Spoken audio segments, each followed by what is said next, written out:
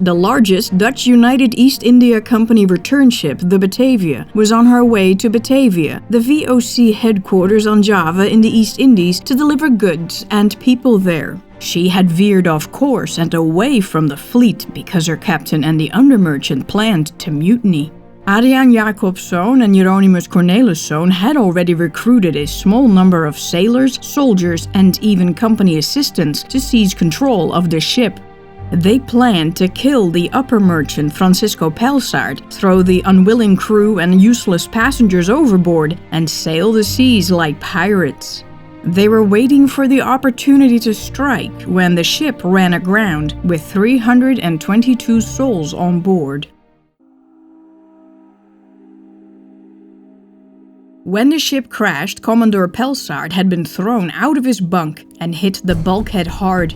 He got to the quarterdeck and unleashed on Captain Jacobs. "What the frack did you do, you reckless idiot? Weren't you paying attention?"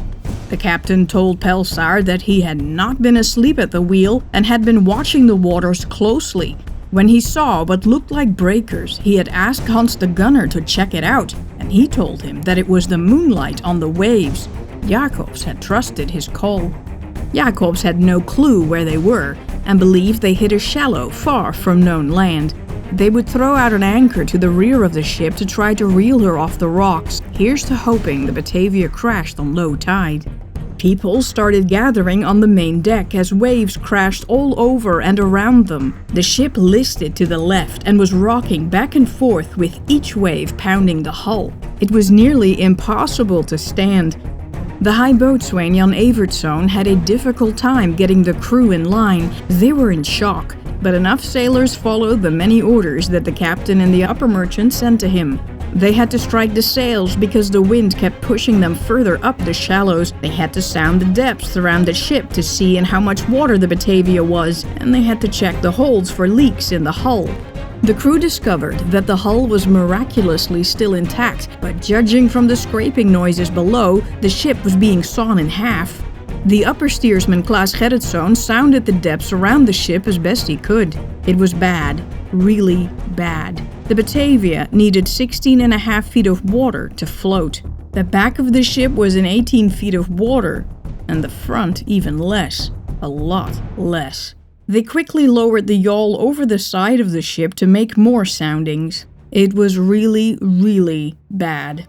The whole ship was at breaking point. They had to lighten the load. Then, maybe, the captain could do the anchor trick. Some of the heavy 2,000-pound bronze cannons were pushed out of the ports. The ship was now 30 tons lighter, but it made no difference. More and more things were tossed overboard, boxes, rope, and other gear. Then they prepared for the anchor trick. They lowered the longboat in the water to drop an anchor 50 yards astern. But when dawn broke, the full scale of the disaster became apparent. They hadn't hit the shallows at low tide, but close to high tide. As the ocean began to recede, they could see the jagged rocks on which they'd gotten stuck. It was a coral reef. Jacobs instantly knew where they were, a lot further east than he thought. The Batavia had struck one of the Houtman Abrolhos Islands, discovered by sailor and explorer Frederik de Houtman 10 years earlier. Abrolhos was the corruption of the Portuguese Abri Vossas Olhos. Keep your eyes open. Dude, every VOC skipper knew to steer clear of those. The captain thought he was still 600 miles away. Oops. It wasn't so much Jacobs' fault, unless you count him deliberately drifting away from the fleet to lead a mutiny. It was relatively easy to calculate the latitude, but longitude was a lot harder. By calculating speed using pieces of wood, notches in the gunwale, and a 30-second timer, they could guesstimate. We now know that the timer should have been 28 seconds to be more accurate. They never considered the current. And the brand new Batavia was also faster than the heavy waterlogged older return ships, but that was no use to them now. Jacobs' captaincy was cancelled. Still, he preferred being punished and losing his command over dying. Rain started to come down in buckets, but they could see a few islands in the distance. At least there was hope. The anchor trick was performed, but failed. The Batavia was stuck and now almost entirely out of the water. Things got worse. The surf caused the 180-foot, 15-ton mainmast to become a pile driver and was pounding the ship to pieces. It had to go. And if they took down the mast, the ship might just float again. And that was pretty much all she could do. But perhaps with a few repairs, they could still make it the last 2,000 miles to Java. Cutting down the mainmast was a big deal. According to Dutch tradition, the captain had to strike the first blow. Jacobs did as a matter of ceremony, and then sailors took over and chopped down the mast. They wanted it to topple over the side of the ship and into the water. It didn't. After chopping for 15 minutes, the mainmast crashed straight down the middle of the ship, destroying everything in its path, miraculously not killing anyone. But the ship was lost. Time to abandon ship.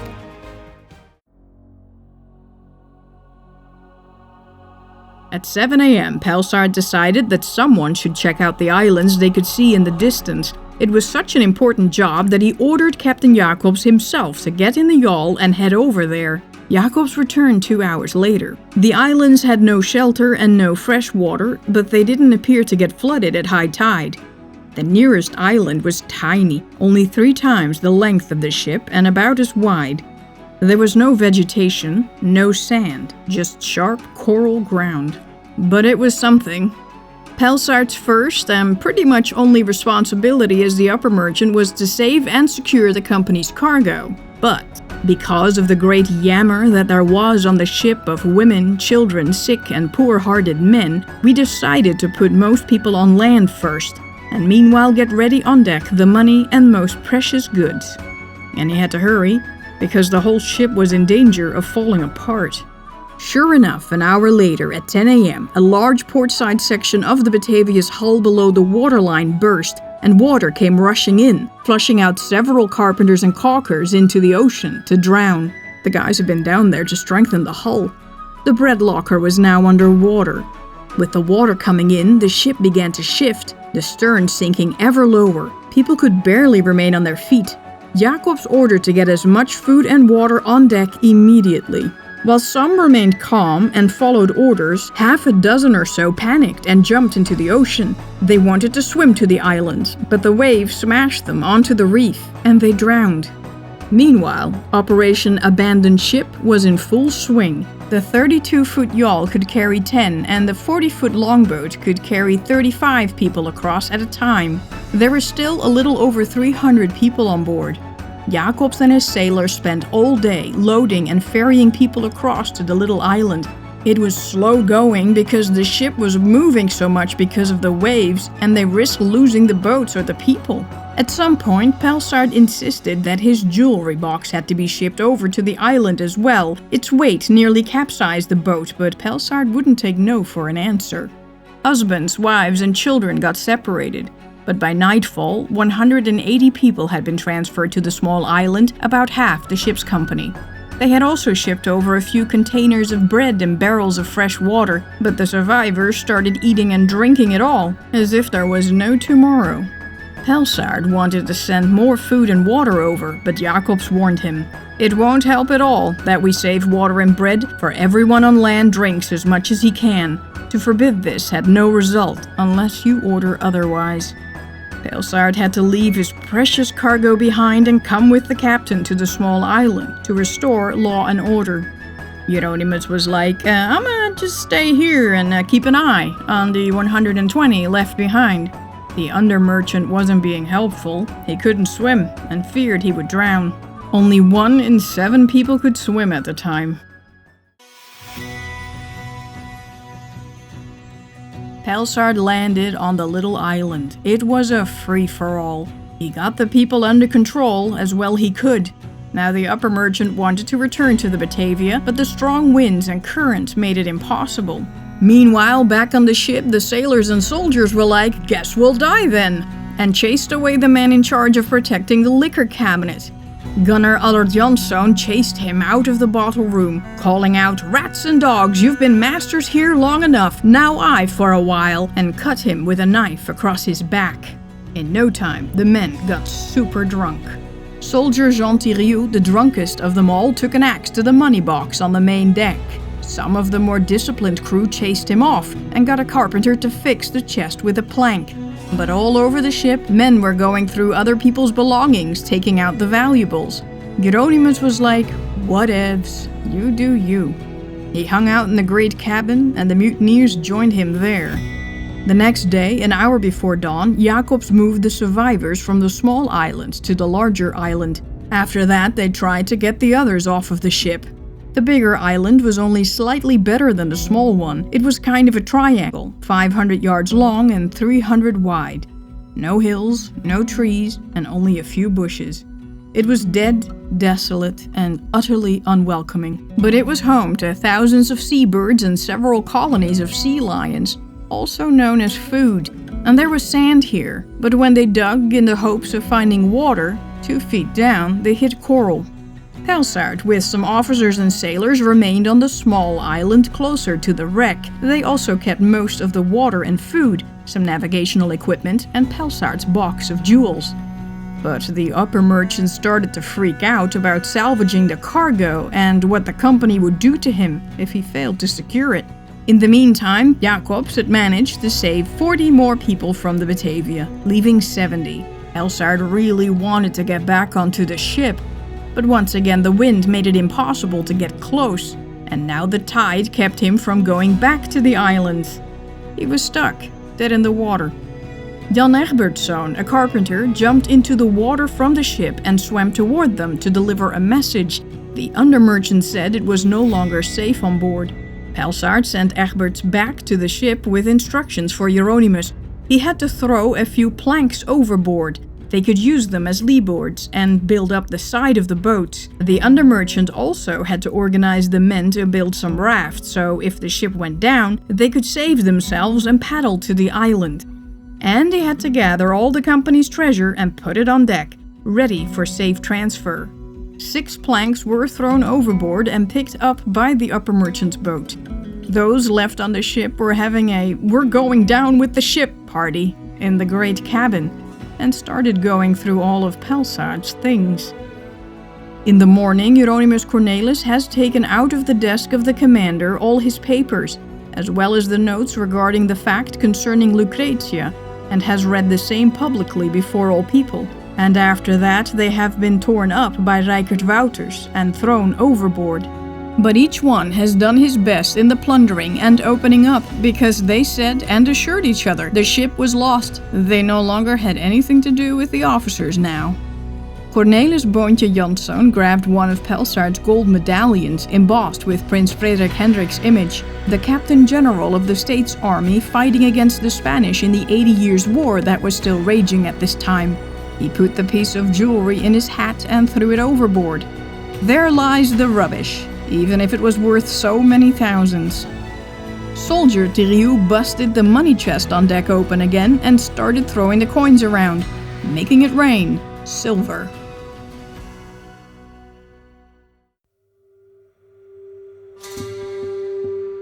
There were 180 survivors on the larger island. On the small island close to the wreck were 24 ship officers, a dozen or so sailors, coopers, carpenters, and blacksmiths, 50 people in all, and there were still about 70 survivors aboard the sinking ship. All the people who had the skills to find their way to Java were on the small island.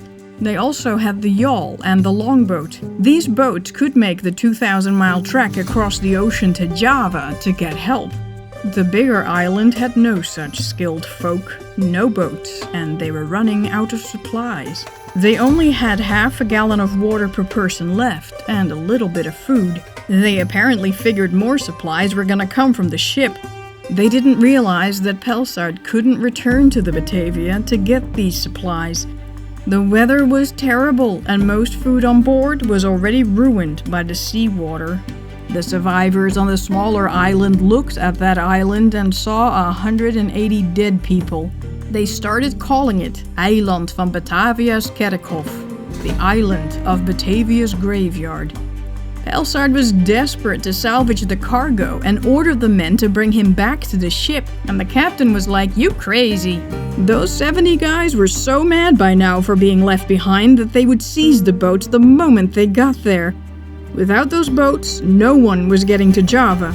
No one was going to get saved. Besides, they needed to find water first. Pelsard was like, fine, but first, let's get some of our water to Batavia's graveyard then. But the captain was like, you crazy. There were 180 starved, thirsty, and freaked out people over there. The moment Pelsard got close, they would grab him. They will keep you there, and you will regret it. Secondly, there is no one who will sail with you. Pretty much everyone on the small island sided with Jacobs. They should explore those higher islands in the distance for water instead. Pelsard put his foot down. Did he have to pull rank here? Jacobs was like, good luck with that. No one will take orders from anyone, because shipwrecked. Pelsard pulled rank. The crew had to take him over to Batavia's graveyard the moment they could, or he would tell them that the sailors had abandoned him and left the people to die. The sailors laughed. You funny. It was a standoff.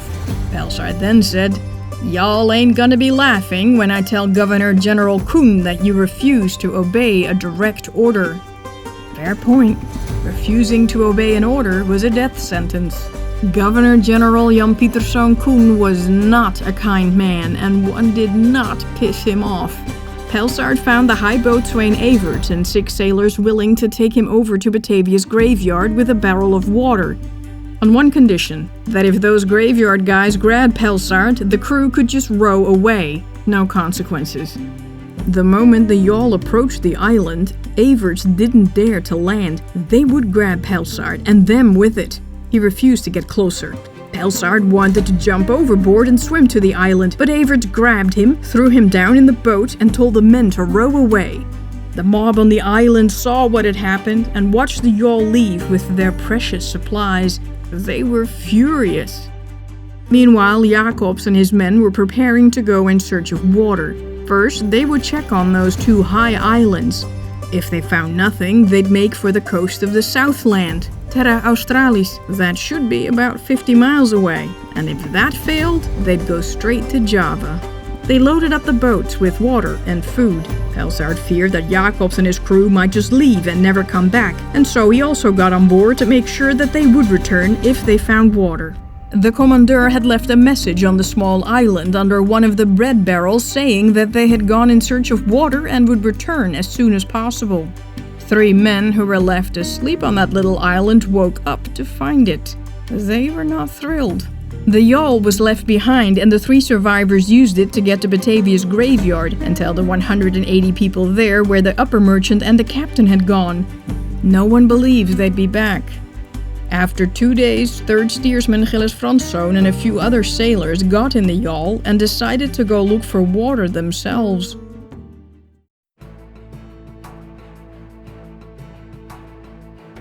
The 40-foot longboat with 10 oars and a single mast could hold 40 people. There were 42 on board now, and packed with some jugs of water and crates of food, it was a tight fit. Among the passengers were carpenters, sailors, officers, the high boatswain, the upper merchant, the captain, and Zwaantje, the captain's lover. They arrived at one of the high islands, but only found brackish rainwater in puddles and rocks on the beach, and the sea was already coming in to wash it all away. They spent the night, but knew they'd head out again the next day. At nightfall, the yawl arrived with 3rd steersman Gilles Frans and a few other sailors, one of whom brought his wife and baby. Yeah, he was totally planning to go back to the islands. Not. The next day, just before noon, the skipper used his astrolabe to calculate the position of the ship. He looked along his sights to read the angle between the sun and the horizon and wrote down 28 degrees 20 minutes south. They had a committee meeting. There was no point returning to the ship in the islands to tell everyone there was no water. They had to make for the Southland, only half a day sailing east, assuming they were on the Abrolhos Islands. Once they got to land and found water and food, they would leave everyone there and go back to ferry the rest of the people over. Everyone agreed. Pelsard reluctantly gave the order to make it so. None of the people wanted to go back to the island or the ship, and Pelsard probably thought he could use Frans and his expert sailors, so everyone could come along. The carpenters built up the boat with planks tossed at them from the Batavia, so she wouldn't take on water in the open sea with so many on board. They managed to fit 48 people on a boat fit for 40, 6 of whom were useless, 3 men, 2 women, and a baby. They took the yawl along for when they needed to get across the shallows to get to land. All this meant that those on Batavia's graveyard had no boats and no officers to organize the survivors. Pelsart worried about how it would look to the company that they left 200+ people behind. He drafted a document stating their mission and their unanimous decision and made everyone swear an oath. Since on all the islands or reefs round about our foundered ship Batavia there is no water to be found to feed and keep the saved people alive, therefore the commander has earnestly beseeched us and proposed that we should sail to the mainland to see if God will grant that we find water there, to assist the people with as many trips from there until we can be certain that they will be able to remain alive for some considerable time, and meanwhile command someone to bring our sad happenings to the Honorable Lord General. To which we, the undersigned, have consented now that the need has been placed before us of how greatly important it is to be responsible before God, and the high authorities have agreed and resolved to do our utmost duty in order to help our poor companions in their distress. In token of the truth, have signed with our own hand and have sworn to it in the presence of all people this 8th of June, 1629. They headed out. We can only imagine what the people left on Batavia's graveyard and the Batavia wreck thought when they saw them sail off. That afternoon, those in the longboat spotted the Southland, but it didn't look promising. There were only cliffs, twice as high as those at Dover, and no beaches. The land looked barren and empty. They moved along the coastline, keeping their eyes peeled for a potential landing site. The next dawn, they were 3 miles from shore, steadily making their way north, when it started to rain. Where could they dock?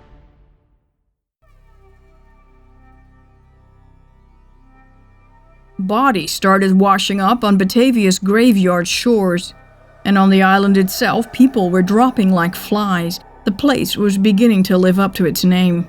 With little more than a few improvised tents made up of washed-up sails, they had no protection from the sun.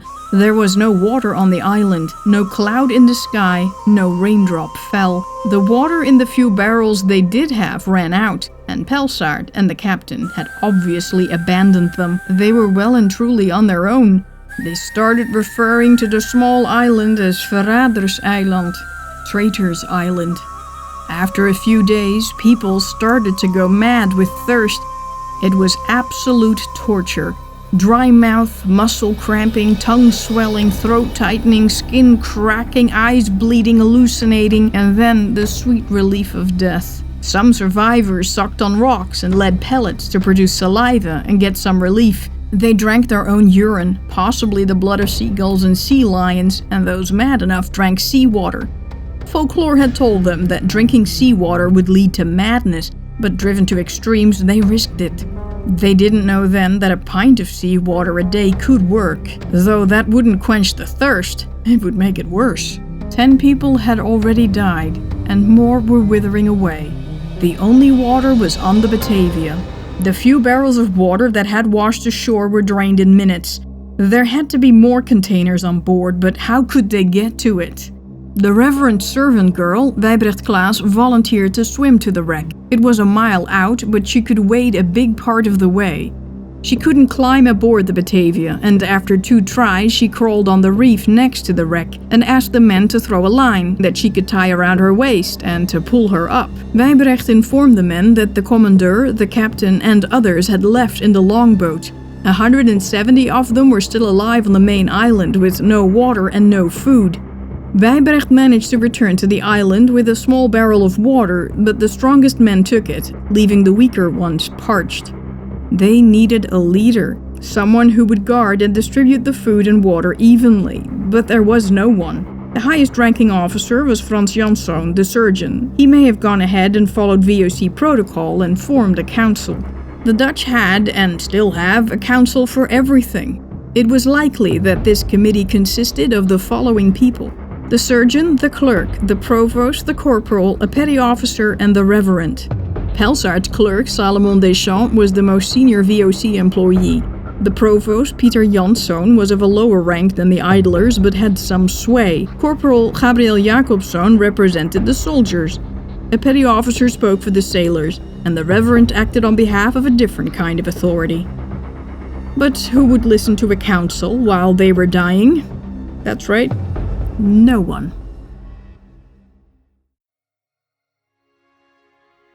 At the Southland shores, the wind was picking up. The storm was brewing.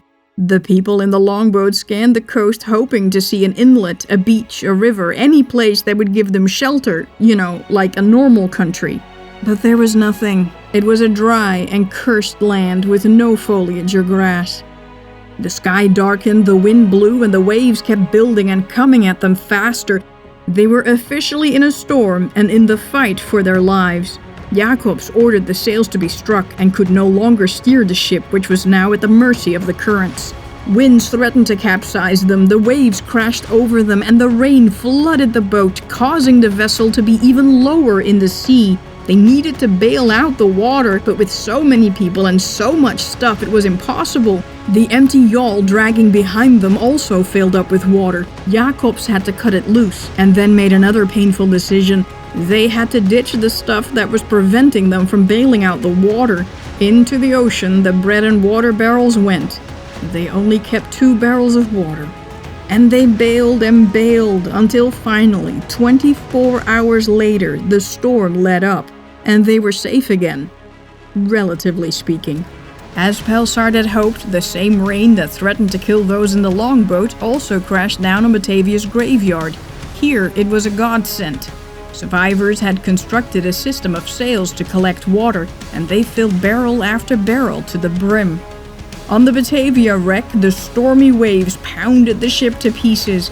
The whole port side was gone, and the sea rushed in, flooding chamber after chamber. Boxes, barrels, rats, and men spilled out into the ocean. Most of the men drowned or crushed to death on the coral reefs, but some managed to grab driftwood. About 40 men of the 70 left got to shore safely. The wrecking went on so quickly and easily that it was like a miracle. Euronymous had been safe on the upper quarterdeck, but that was falling apart too. All that was left was the bowsprit mast. The undermerchant climbed onto it. Now what?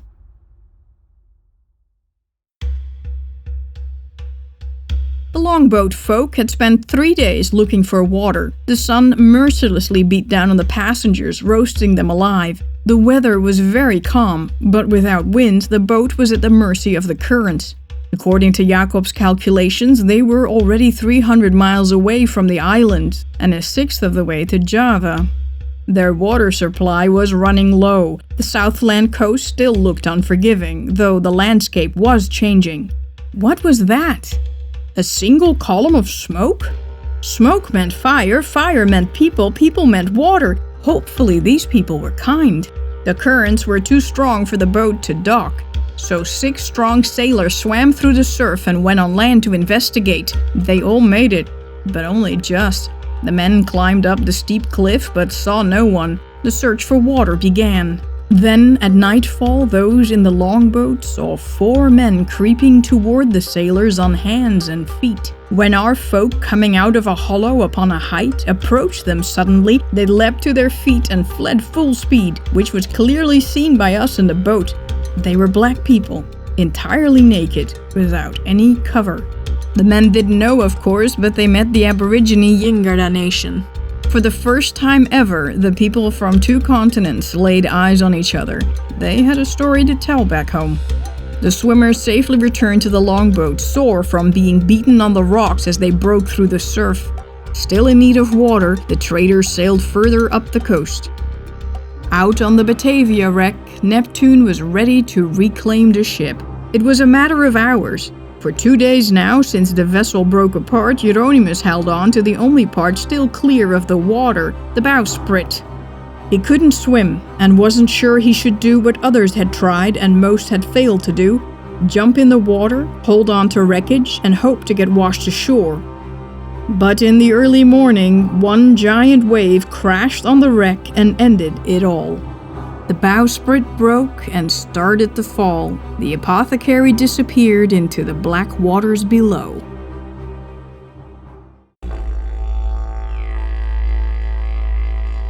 The longboat moved along a reef running parallel to the coast. The survivors were looking for a gap and a place to land. At noon, they found both. And for the first time in a week, everyone had solid ground beneath their feet. Pelsard ordered everyone to start digging on the beach, but all they found was salt water. Some sailors went to higher ground to look for water, keeping an eye out for those black-skinned people. The only fresh water they found were puddles in the rocks left by the rain. But the strange people had been here, very recently in fact. They found smoldering ashes of campfires, and crab shells lay scattered everywhere. Scanning their surroundings, they saw no one. Knowing the Aboriginals, they were right there, entirely concealed, keeping a close eye on these white spirits from the water. They filled the barrels with the rainwater, enough to last at least 6 days, and spent the night. The following morning, they looked for more puddles but couldn't find any. It seemed as if it hadn't rained in a long time, and there was no sign of running water. The country was barren, no trees, no grass. Just red sand as far as the eye could see, and giant anthills that from a distance looked like the huts of people. There were a ton of flies that got in their mouths and eyes and could not be swatted away. Then 8 black men appeared, each carrying a stick in his hand. They approached within musket shot, about 100 yards, but when the survivors headed towards them, they ran away and could not be stopped or approached. By noon, the survivors were back in the longboat and out in the open ocean. Pelsard hoped to follow the coast 100 miles north to a river discovered by a Dutch mariner, Jacob Remesens, present-day Yardy Creek. But the wind blew from the wrong direction, and they were pushed out to sea instead. It could take days or weeks to get there. At last, the upper merchant was forced to make the decision.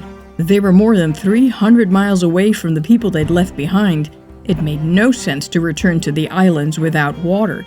They had to head for Java, nearly 1,700 miles away. Pelsard dreaded facing Governor-General Koen. He had to explain to him that not only had he lost the company's finest ship and her cargo, he had also abandoned the survivors to their fate. But Koen was the only one who could send help. After taking another oath drafted by Pelsard, the people in the longboat set off for the shores of Java. There were now 207 survivors on Batavia's graveyard, and they had gotten a little bit more organized. They had built makeshift huts with driftwood and sailcloth and turned it into a camp. They hunted for birds, gathered eggs, and made little fires to cook dinner. The survivors were always on the lookout for goods drifting their way from the wreck, which had pretty much disappeared underwater. Barrels of wine, water, vinegar, salted pork and ham, cases with cooking pots, knives, crockery, glassware, shovels, saws, hammers, wire, nails, linen, books, hats, brocades, sheets of velvet, gold braid, sails, tents and tarred ropes, and gunpowder, guns and bullets from the weapons store. Because everything was packed in special watertight barrels, most of it wasn't ruined by the salt water. Bodies from the wreck were also washing ashore, and then, clinging to the chunk of a mast, another one. They pulled it up to the beach. The curious crowd turned the man over. It was the undermerchant, Hieronymus Cornelis, and he was still alive. After 11 days on the wreck, he was the last man to escape the Batavia. The undermerchant was weak and badly in need of water, food, and some sleep, but once he got settled, he recovered fast. With the upper merchant and the captain gone, he was top dog on the island, the VOC's second in command. Most people were relieved that someone with real authority was going to be in charge at last. The upper surgeon asked Hieronymus to join the council, and the moment he did, the company was back. His appearance brought authority, organization, and discipline to Batavia's graveyard. Hieronymus had a dominant personality. He was charming, persuasive, and almost hypnotic when he spoke. He was described as a seducer of men. On the ship, he had had no real authority. Here, the survivors obeyed his every order. He could get used to this. Toilet pits were dug and hunting parties were organized. Hieronymus ordered carpenters like Jacob Hendriksson and Stoffel Stoffelsson to make rafts from all the driftwood. Once finished, they would go back to the Batavia wreck site to collect more stuff from the submerged hold. All the stuff that washed ashore had to be placed in a newly built storage tent guarded by sailors. Right next to the storage tent, Hieronymus ordered a rather grand tent to be constructed for himself, and he ordered it filled with whatever furniture and fine goods washed ashore. The place quickly turned into a mini-palace. He gathered the old mutineers and made them his security detail, and he got the council to agree to quarter his new guard in 2 tents right by his 2 tents. To set them apart from the common herd, the undermerchant gave them red velvet salvaged from the cargo, sort of like a uniform. Hieronymus, dressed in Pelsart's fancy clothes, walked around like he owned the place, and he did. The captain and the upper merchant probably hadn't found water, or they would have been back by now. Unless the traders drowned, they were on their way to Java. Considering the captain's mad sailing skills, they might just make it. If the longboat made it to Java, then the VOC would send a smaller ship, like a yacht, to retrieve their precious cargo, and pick up survivors, of course. If Pelsart survived, he might just tell the company about the mutiny they'd been planning and the attack on Lucretia. If the VOC torturer got Everts to give up the names of the accomplices, Hieronymus' name might come up. It would be a death sentence for him and his fellow mutineers. With any luck, the captain and Everts had thrown Pelsart overboard and headed for a port beyond Dutch control. Jacobs would send foreign rescuers to retrieve the treasure, but Everts and Jacobs didn't know that Pelsart was onto them. Hieronymus and Lance Corporal Jacob Pieters, aka Stonecutter, started thinking about how they could save themselves. The rescue ship would be manned by a skeleton crew of about 20-30 men tops to leave room for hundreds of survivors. Such a small crew could easily be overpowered. They could take the ship and sail out of the company's reach. They figured the best way to grab the ship was to lure a part of the unsuspecting crew onto Batavia's graveyard. They would get them drunk. The mutineers would slash their throats, and then they would overpower the few remaining sailors on the ship. They would spare the lives of the captain, the steersman, the 5 or 6 men who served them, and murder the rest. Once they controlled the ship, they would become pirates, make a fortune plundering VOC ships, and then retire, richer than Klaas Compaen, the famous Dutch pirate. The mutiny was back on. The undermerchant needed just enough mutineers to do the job. 40 would do nicely, and they had to stay alive for at least another month, the earliest they could expect a rescue ship to arrive. First, Hieronymus gathered the original mutineers. The 2 junior noblemen, Koenraad van Huysen and Gijsbert van Welderen, could handle weapons. Van Welderen's older brother Olivier had been ill since they landed, but he would join them the moment he got better. The soldiers Jan Hendricks and Matthias Bea had military experience from fighting in the Habsburg War, which we now know as the 30 Years' War. Allard Janszoon was the leader of a group of mutineer gunners and had already killed a man in the Republic. Rutger Frederiks, a 23-year-old locksmith, could come in handy. They might have to restrain 200 people. Some of the early VOC assistant recruits were also in. One of these assistants was aristocrat David Zeevank. Zeevank was an educated man, physically strong, ruthless, and handy with a sword. Others were approached, mostly friends of the existing mutineers. 18-year-old Jan Pelgrom de Bij, a general cabin servant, worked hard to become a member of the inner circle. He was mostly ignored by others, but Hieronymus kept him around. The boy ran errands, emptied the undermerchant's chamber pot, brought him his meals, and washed his clothes. The undermerchant had 12 mutineers now. Their odds were 6 to 1 man, so there were 208 men, women, and children on Batavia's graveyard. A few of the women were pregnant. Hieronymus had to figure out how to get rid of the majority of them quietly. He came up with a solution. He would vote them off the island. One of the original mutineers was becoming a problem, Rykert Wouterszoon. Whenever he was drunk, which was often, he would talk about the mutiny they'd been planning on the Batavia. Hieronymus' name hadn't been mentioned yet, but he was a talker, and talkers were dangerous once a company ship arrived. And if any survivors believed Wouter's drunk tales of mutiny, they might tell the VOC once the rescuers showed up. There would be an investigation, people would be tortured, Hieronymus' name could come up, and they'd all hang. A few days later, Reicert Wouters disappeared.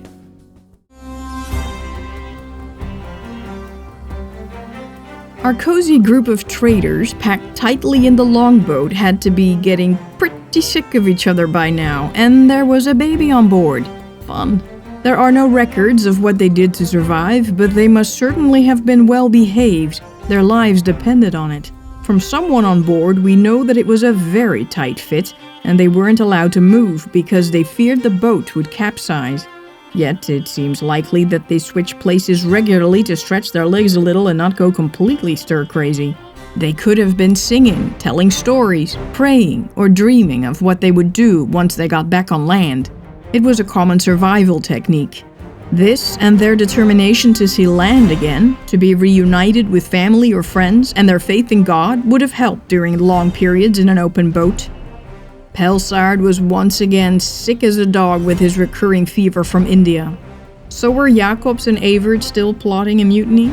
We don't know.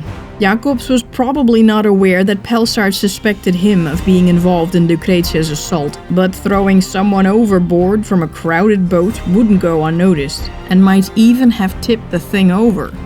Without Hieronymus controlling influence, and with many loyal VOC men on board, they probably didn't dare. The captain was perhaps just frightened and wanted to reach land before food and water ran out. Hieronymus believed the soldiers were the greatest threat to his mutineers. They couldn't be trusted to join the mutiny, had weapon skills, and this time they couldn't be locked in like they had planned to do on the ship. First, Hieronymus ordered everyone to hand over all the weapons on the island. He stored them in a tent guarded by the mutineers. Hieronymus told some of his men to explore the high islands for water, food, and other resources. 2 days later, Zeevank reported back that he found no water on the high islands. Perfect. Hieronymus told Zeevank not to tell anyone about what he hadn't found and to let everyone know that there was plenty of food and water on the high islands. Zeevank had discovered another island underway. It was just a strip of land, but home to a large number of robben, sea lions. They called it Robben-eiland or Seals Island. The assistant also reported that there was a ton of driftwood on Traders Island. That could be useful. Neither patch of coral could sustain more than a handful of people for long, though. Perfect. Hieronymus had to work with the council, who had to agree to his decisions, but he was smart and could smooth talk them into anything. Well, almost anything. To maximize their chances of survival, he argued, they should spread out. The council members agreed. There weren't any volunteers.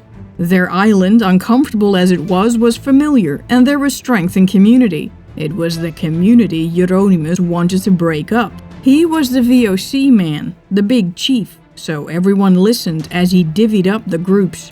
The first group was sent to Seals Island. Corporal Gabriel Jacobs with his wife, his daughter, and 47 others were ferried across. Not to worry, water and supplies would be delivered often, and there were many seals to eat. This group included 20 cabin boys, Cornelis the fat trumpeter, the tailor Jacob de Vos, and Abraham Gerritzoon, the boy they picked up at Sierra Leone. Hieronymus told the survivors that he needed strong men to go over to the high island with barrels to get the water Zeevank had found there. How about them soldiers?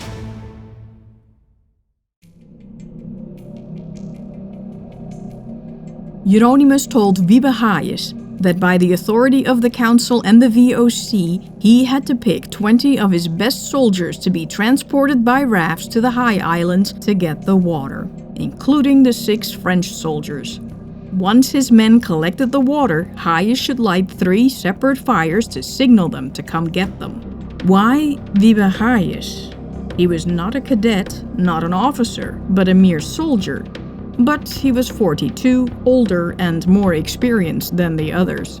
Apparently, he had taken control in the chaos and became a true leader of men, that even the corporal deferred to him. He had likely been trained in the modernized Dutch army. Hayes had questions. Why couldn't they keep one of the rafts there? Wouldn't that be easier? No. Why not? 'Cause I say so.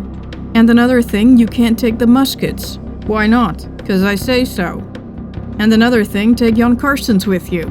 Karstens had to leave his beautiful wife, Anneke Bosschieters, behind to come with them? Why? 'Cause I say so. As Zeevang dropped the soldiers off on the island the next morning, Hayes wondered where he was going to find water. Zeevang told him, "You'll see." But the soldiers found nothing much. Hayes did not panic, but organized the men to do a systematic grid search, marking off the places they'd looked. What the heck was that? There were animals there that looked like cats, or hares with big hind legs, tiny front legs, and big ears. And they hopped. That was odd. They also had a little pouch on their belly carrying baby cats. And wow, bigger cats crawled in them as well as the mother hopped away from danger. The men had no clue what they were seeing. This was crazy. You and I know them today as tamars, a species of wallaby, a small kangaroo. The men chased the jumping cats and caught them. At least they had dinner, and the meat tasted pretty good.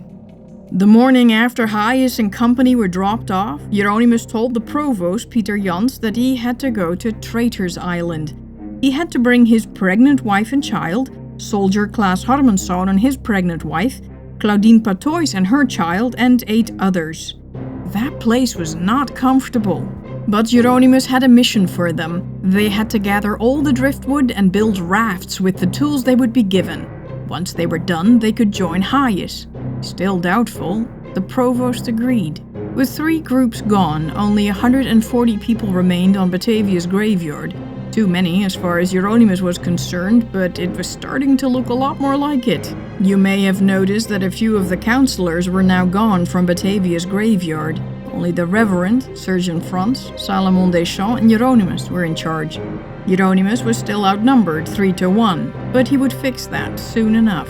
Meanwhile, on the longboat, it was noon again. Jacobs used the astrolabe to calculate their position. 16 degrees 10 minutes south.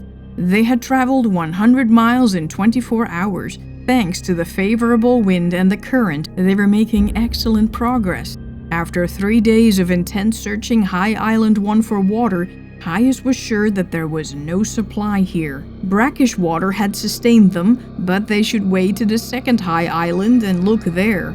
The second island was much, much bigger, and there was a lot more ground to cover. There was plenty of wildlife and fish. Still, they found no water. They kept looking for boats to come from Batavia's graveyard with supplies. But day after day, no one was coming. Why not?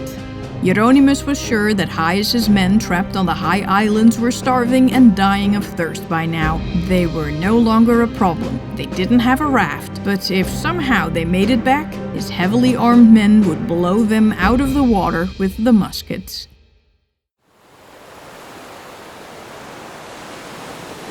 On the longboat, the water supply was running low again. There hadn't been a drop of rain in the past 5 days, and half a pint per person was all they got. Today, the barrel contained only 2 more pints. They had been out in the open sea for 19 days, and it had been 23 days since the Batavia had gotten wrecked. Pelsart noticed something green in the distance. Land ho! Our band of traders reached the blessed greenest of green islands of Nusa Kambangan, parallel to the coast of Java. The worst part of their journey was over, but it was getting dark and the traders had to be careful. They found an inlet but would wait until the next day before going on land.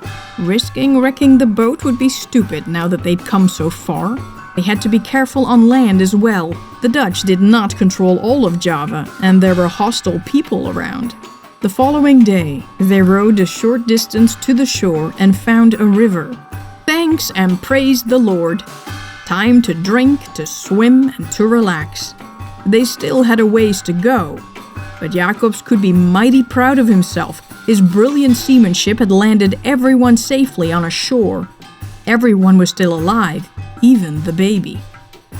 By afternoon, everyone was back in the longboat with full water barrels. Keeping the coast in view, they headed for Batavia on the other side of Java.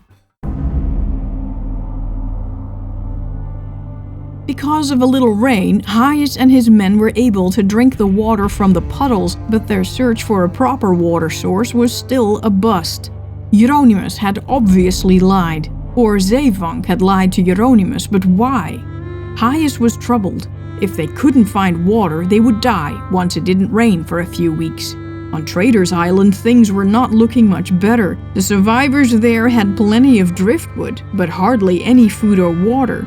They were getting skinny and wondered where Hieronymus was with the water and food that he had promised. It had been a week. Did he forget about them? Left them for dead? Surely not. The provost knew something was wrong and organized the men to build a raft out of sight of Batavia's graveyard. They'd go to Wiebe Hayes the moment he lit the beacons to signal they had discovered water. For 5 days, the longboat sailed along the coast of Java and arrived at the Sunda Strait that would take him to Batavia, VOC HQ. Pelsard was getting anxious. What would he tell Governor General Koen and the Council of the Indies about what happened to their brand new flagship and her cargo, and the people he'd left behind? Jacobs worried about the same. How could he explain that he hit a reef that all Dutch sailors were always told to be on the lookout for? The damn place was even called Keep Your Eyes Open. His one redeeming feat was that he got a boatload of survivors safely to Batavia. The sun was setting when sails ho! Wait, what? There was a ship out there? They saw the top of a mast 10 miles to their south. Those in the longboat were both happy and worried. What ship was it? Whose ship was it? If it was Spanish or Portuguese, they were royally screwed. The Netherlands were at war with them both back home as well as in the east. If they were caught and the Spanish found out they were Dutch, they'd be taken prisoner and perhaps be forced to row their galleys as slaves. Or worse, they might just be killed. Maybe they were the Javanese and they had taken control of Batavia. A lot could happen in a year. Maybe they were English. Not exactly enemies, but still. But maybe they were Dutch. Considering that Pelsard and crew were close to Batavia, it was the most likely. It was worth the risk. And they needed weapons because they didn't know what the situation was on Java. Jacobs dropped anchor, so the slow-moving ship could catch up with them. Before daybreak the following day, they made their cautious approach to the vessel they saw last night and to the 3 other ships just 3 miles behind her. Closer, ever closer. Pelsard recognized the first ship. She was the Sardam, which had been part of their fleet. Apparently, she'd gotten separated as well. The highest VOC official on the Sardam, merchant Jan Adolf van Dommelen, was like, "Why is that longboat rowing toward us?" Had the Javanese finally captured Batavia? A lot could happen in a year. But that's a lot of people stacked in that little boat. One of them hailed him in Dutch, introducing himself as none other than Commodore Francisco Pelsard. What the frack? That skinny sumbitch, dressed in rags, was the same man Van Dommelen last saw at Table Bay, dressed to the nines? Yep, the very same one. Pelsard got on board the Sardam and gave Van Dommelen the Cliff Note version of the incredible story. The merchant directed Pelsard to the largest ship, the return ship, the Frederik Hendrik, behind them. He should talk to the highly esteemed official of the VOC and member of the Privy Council for India, His Honor Lord Krijn van Raamburg. Pelsard and the longboat herself were taken on board the Frederik Hendrik. The other passengers were divvied up between the other ships, the Sardam, Commodore Grijps, de Brouwershaven, and the Weesp of Lord Commander Pieter van den Broek from Surat, India, Pelsard's old haunt. Raamburg treated Pelsard with nothing but kindness, as the upper merchant told the whole story over dinner and drinks. The wreck, his attempts to save the cargo, the survivors on the island, the decision to leave them behind to go look for help. A little over a month after the Batavia got wrecked on the coral reef, the Sardam docked at Batavia Harbor at nightfall. God be praised and thanked.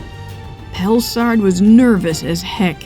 He had arrived, but without the ship, without the richest cargo of the VOC ever. and without most of the passengers and crew. Pelsart prayed that Governor General Koen would be understanding and kind like Raamburg. But everyone knew the man's reputation. Koen was absolutely merciless. Meanwhile, back on Batavia's graveyard, Euronymous and his mutineers were preparing to cull the herd and unleash an unholy terror on the survivors of the Batavia.